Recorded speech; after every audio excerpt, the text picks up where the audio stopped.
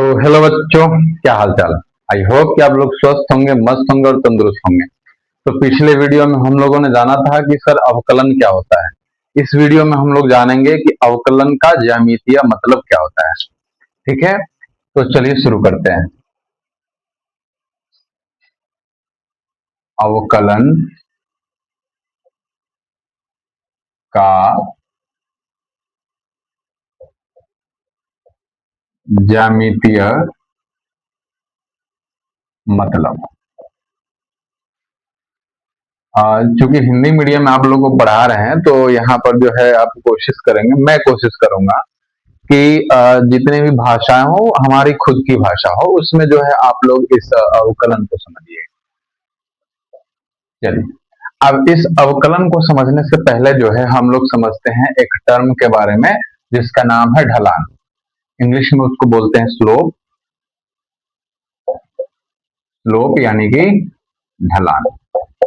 अब ये ढलान क्या होता है जरा समझिए। और ढलान के बारे में जो आप लोग समझ रहे हैं बस उसी ढलान की बात हो रही है। ढलान मतलब कि सर सबसे अच्छा एग्जांपल एक लेते हैं। आप में से बहुत सारे बच्चे ऐसे होंगे जिनके जो है पिताजी या दादाजी जो है नया कंस्ट्रक्शन करवा करके जो है एक नया घर बनवाए होंगे। तो आप लोग जो है दादाजी और पिताजी को हमेशा ये बात कहते मिस्त्री को सुने होंगे कि हमारे छत की जो है थोड़ा ढलान ज्यादा कर दीजिएगा, मतलब स्लोप ज्यादा कर दीजिएगा। तो इस बात का मतलब क्या हुआ, स्लोप यानी कि ढलान का मतलब होता है झुकाव। ठीक है, तो एक्स अक्ष से, धनात्मक एक्स अक्ष से किसी भी सीधी रेखा की जो झुकाव होती है उसे हम लोग ढलान कहते हैं। ठीक है, तो चलिए जरा हम ढलान के बारे में लिखते हैं।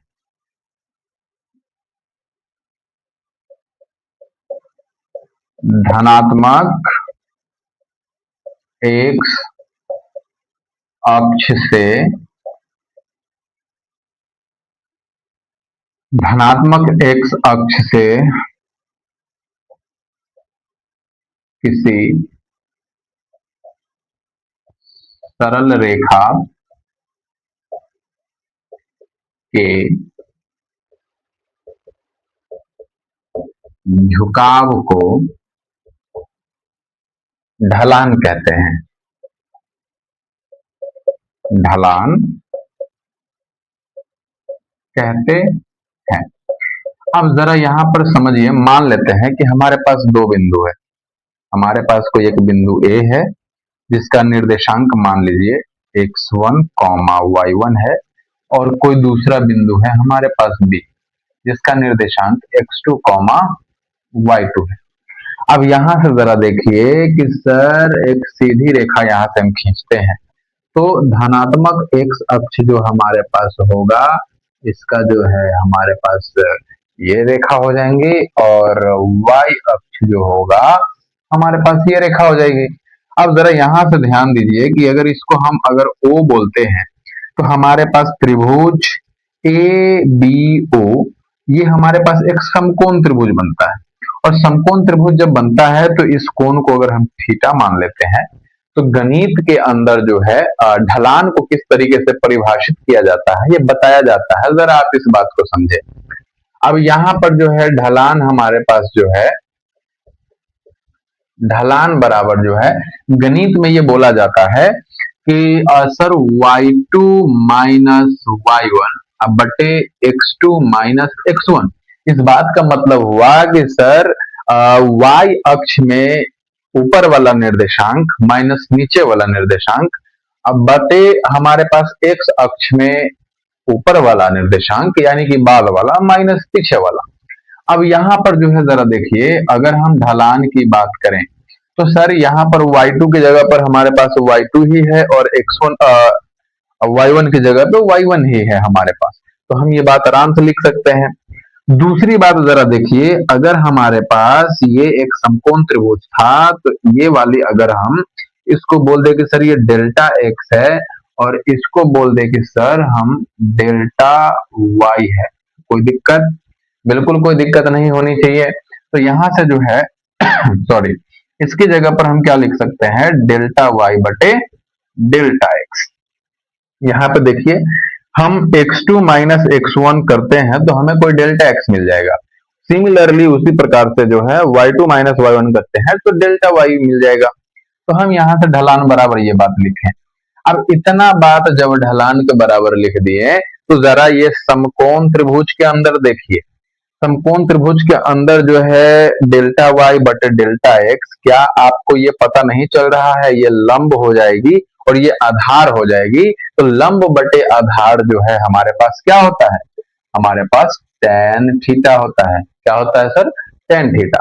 तो यहां से आप ढलान के बारे में क्या जाने कि सर ढलान जो होता है हमारे पास वो हो जाएगा y2 माइनस y1 बटे x2 माइनस x1 बराबर डेल्टा y बटे डेल्टा x और बराबर ये tan थीटा। कोई दिक्कत, बिल्कुल दिक्कत नहीं होनी चाहिए। तो आप ढलान के बारे में जो है आप इतना बात अगर लिखना चाहें तो बिल्कुल लिख सकते हैं। अब चलिए जो है यहाँ पे तो सबसे पहले दो बड़े बिंदु मान करके जो है, जो कि ए और बी हमने माना था, ढलान लिखा है। अब यहाँ पे मान लीजिए कि हमारे पास y और x का जो है कोई हमारे पास एक कर्व रहेगा, कोई ग्राफ रहेगा, तो उसके ऊपर हम ढलान कैसे लिख सकते हैं। तो चलिए इसके लिए जो है हम आगे की ओर बातें करते हैं। अब इसको साफ करके जो है यहां पर जो है हम मान लेते हैं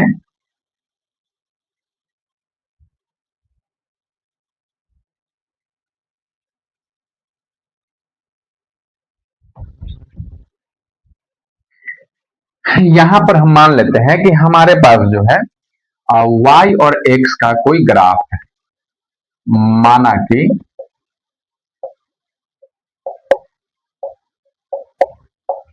हमारे पास y और x का कोई ग्राफ है। क्या है, ग्राफ है। तो ग्राफ हमारे पास किस तरीके से हो जाएगा, मान के चलिए कि हमारे पास ये y अक्ष है और ये x अक्ष है। ठीक है, हमारे पास ये y और ये x, और यहां पर जो है हमारे पास 0,0 हो जाएगा। अब यहां से मान लीजिए कि हमारे पास इस तरीके से कोई एक ग्राफ दिया हुआ है जो x और y का है। अब इसमें जो है हम अगर दो बिंदु मान लें, मान लीजिए कि हमारे पास एक बिंदु यहाँ पर है, इसको A बोल देते हैं, ये x1 कॉमा y1, और दूसरा बिंदु जो है हम यहाँ पर मान लेते हैं जो कि ये B है, और ये x2 कॉमा y2 हो जाए।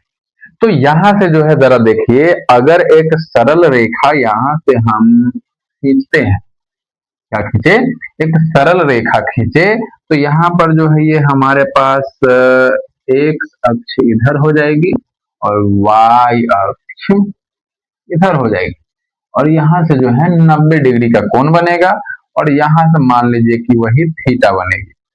अब यहाँ पर जो हमारे पास फिर से एक समकोण त्रिभुज बना, तो इसके लिए आप लोग जो है पहले से जानते हैं, हम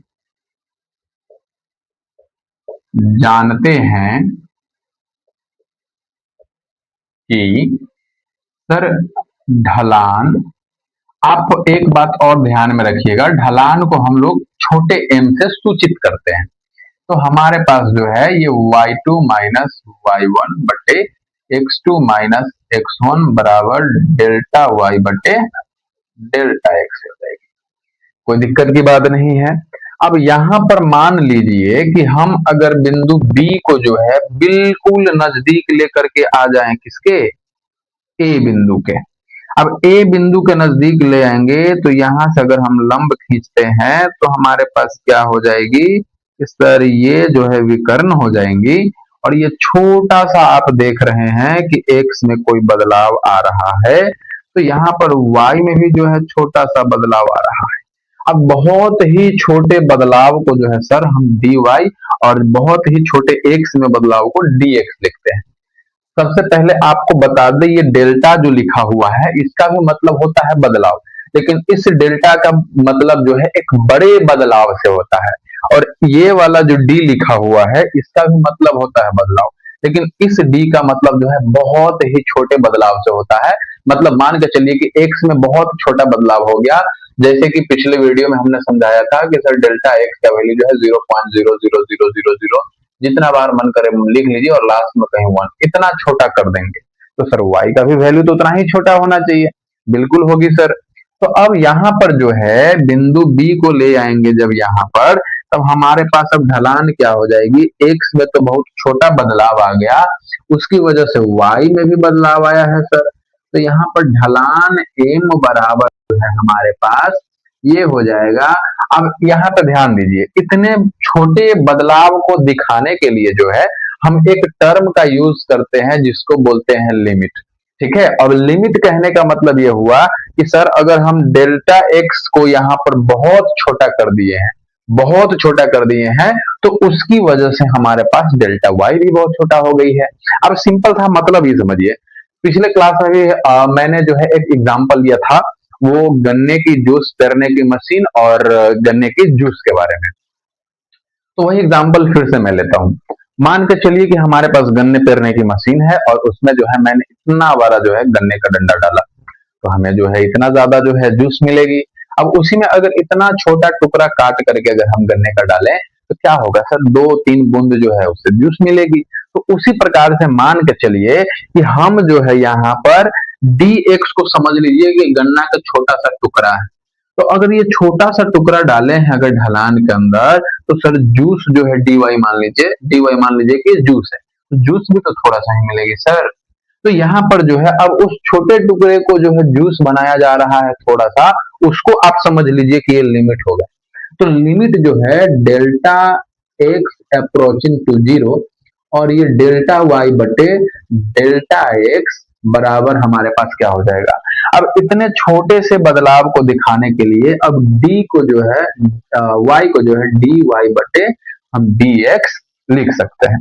तो इस प्रकार से जो है फाइनली ढलान बराबर हमारे पास क्या आया है, तो ढलान बराबर जो आया है हमारे पास, ये आया है y2 माइनस वाई वन बटे x2 माइनस x1 बराबर delta x, sorry delta y बटे डेल्टा एक्स बराबर डी वाई बटे डी एक्स, और एक चीज और हमने देखा था टेन थीटा।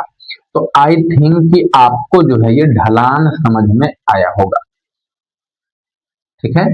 अब ढलान जब समझ में आ गए सर, तो अब जो है हम समझेंगे कि सर अवकलन का ज्यामितीय मतलब क्या होता है। तो आप चाहें तो इतनी बातों को जो है आप लिख सकते हैं और फिर हम लोग जो है आगे बढ़ते हैं। अब आगे हम लोग बढ़ते हैं और बात करते हैं कि सर ढलान के बारे में तो हमने समझा, बहुत अच्छे तरीके से हमने समझा। और अब हम बात करते हैं अवकलन का ज्यामितीय मतलब के बारे में। तो आपको अगर ये वीडियो अच्छी लग रही है तो आप जो है हमारे चैनल को फॉलो कर सकते हैं और वीडियो को लाइक भी कर सकते हैं और अपने दोस्तों में शेयर भी कर सकते हैं। तो चलिए हम लोग आगे बढ़ते हैं।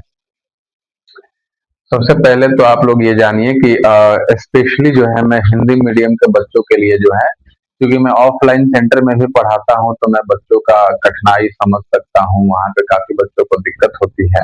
तो इसीलिए जो है ये अल्फा सीरीज लाने का मतलब यही था। मैं इंग्लिश मीडियम में भी पढ़ाता हूँ और जेई लेवल के बच्चों को पढ़ाता हूँ, लेकिन काफी दिक्कत जो है हिंदी मीडियम के बच्चों को इसमें आती है, इसलिए आपके लिए जो ये अल्फा सीरीज लाया गया है। तो चलिए यहाँ पर आगे की ओर हम बात करते हैं। तो आगे हमारा जो है हम जानेंगे ज्यामितीय मतलब अवकलन का। तो मान लेते हैं कि हमारे पास, माना कि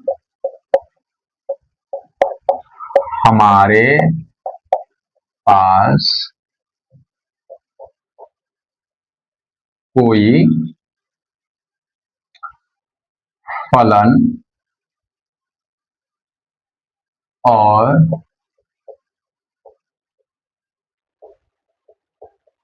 उसके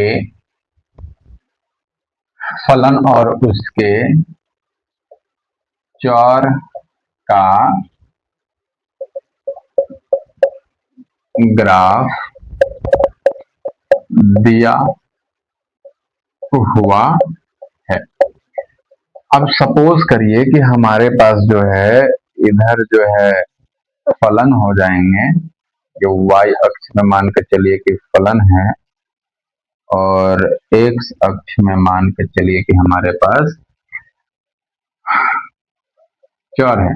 मान लेते हैं x का कोई फलन है और इधर जो है x कोई चर है। अब यहाँ पर जो है मान लेते हैं कि हमारे पास कोई दो बिंदु दिए हुए हैं। सपोज कर लेते हैं कि हमारे पास एक बिंदु जो है यहाँ पर A है और इसका निर्देशांक जो दिया हुआ है वो हम मान लेते हैं कि sir x comma f x है। ठीक है, x कॉमा एफ एक्स। और कोई दूसरा बिंदु भी है हमारे पास, तो इसका निर्देशांक जो है हमारे पास x1 कॉमा एफ x1 है।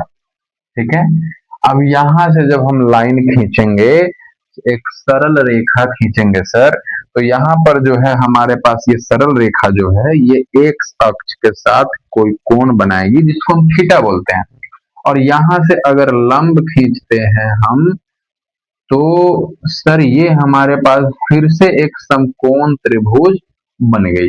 अब समकोण त्रिभुज जब बन गई तो आपको पता होना चाहिए कि अगर एक्स अक्ष की लंबाई को हम देखें तो ये हम क्या लिख सकते हैं, x1 माइनस एक्स, इसको लिख सकते हैं। आप चाहें तो इसको कोई डेल्टा एक्स भी लिख सकते हैं, कोई दिक्कत की बात नहीं है।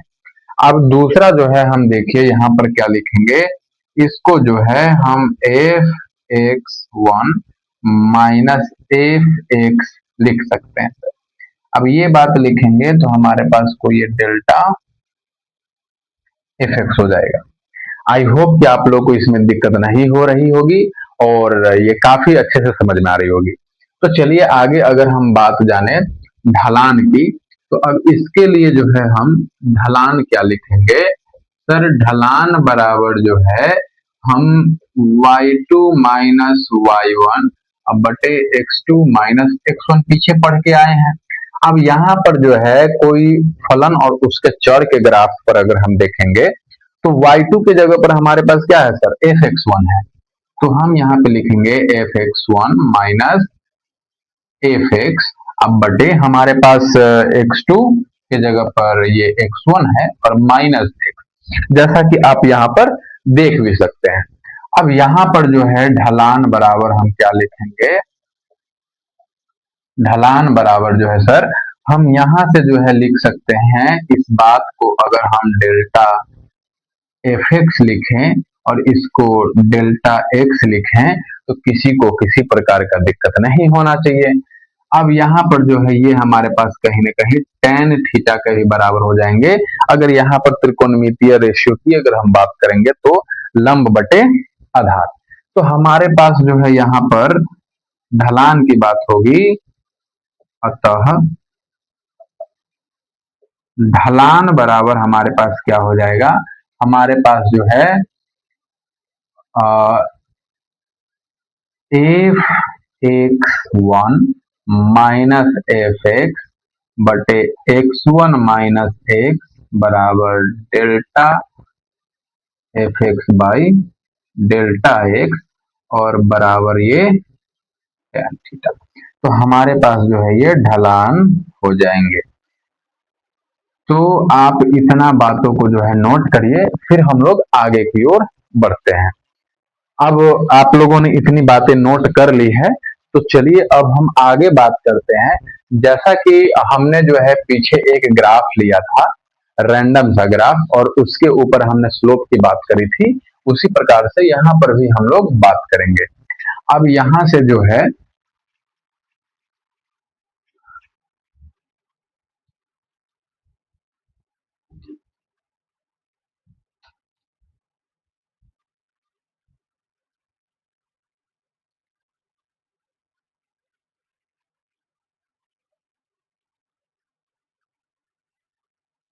अब यहाँ से देखिए हम मान लेते हैं कि अब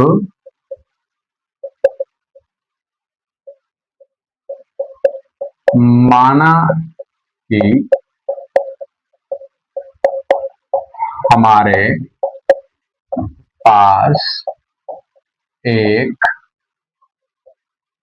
फलन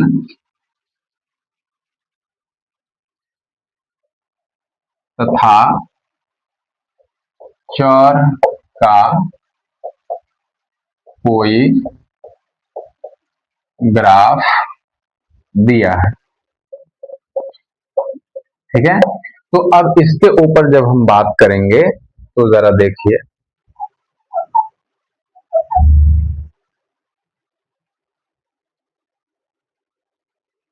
इधर जो है हमारे पास फलन एफ हो जाएंगे और इधर हमारे पास एक्स हो जाएंगे, और यहाँ पर जो है हमारे पास इस तरीके से कोई ग्राफ रहेगी। अब आप में से सारे बच्चे जो है इन बात को देखिए और इस कोई कमेंट नहीं करेगा कि सर आप हमेशा यही ग्राफ ले रहे हैं, आपको दूसर कोई नहीं आता है लेने। तो बाबू हमको आता है लेना, ठीक है, लेकिन जो तुमको बढ़िया से समझ में आ जाए ना वही ग्राफ हम ले रहे हैं। ठीक है, तो चलिए देखते हैं। अब हम मान लेते हैं कि सर हमारे पास कोई एक पॉइंट ए है। अब यहाँ पर जो है हमारे पास ये एक्स कॉमा एफ एक्स हो जाएगा, और यहाँ पर जो है हम माने जैसा कि हमने पीछे माना था, तो ये हमारे पास x one comma f x one हो जाएगा। ठीक है, अब यहां से जब हम रेखा खींचेंगे तो हमारे पास जो है जरा देखिए, धनात्मक एक्स अक्ष के समानांतर अगर रेखा ये खींच दे और यहाँ से अगर ये लंब खींच दे तो यहाँ से जो है हमारे पास ये थीटा डिग्री का कोण बनाएगा। अब यहाँ से जो है हमने पीछे ढलान के बारे में देखा था, इस कंडीशन में जो है हमारे पास ढलान क्या आ रहा था, हमारे पास जो है ये F x one minus F x बटे एक्स वन माइनस एक आ रहा था, यानी कि sir delta f x by delta x, और ये टेन थीटा के बराबर आ रहा था, जो कि हमारे पास ये समकोण त्रिभुज जो बने इसके अंदर जो है टेन थीटा लंबटे आधार हो गई थी।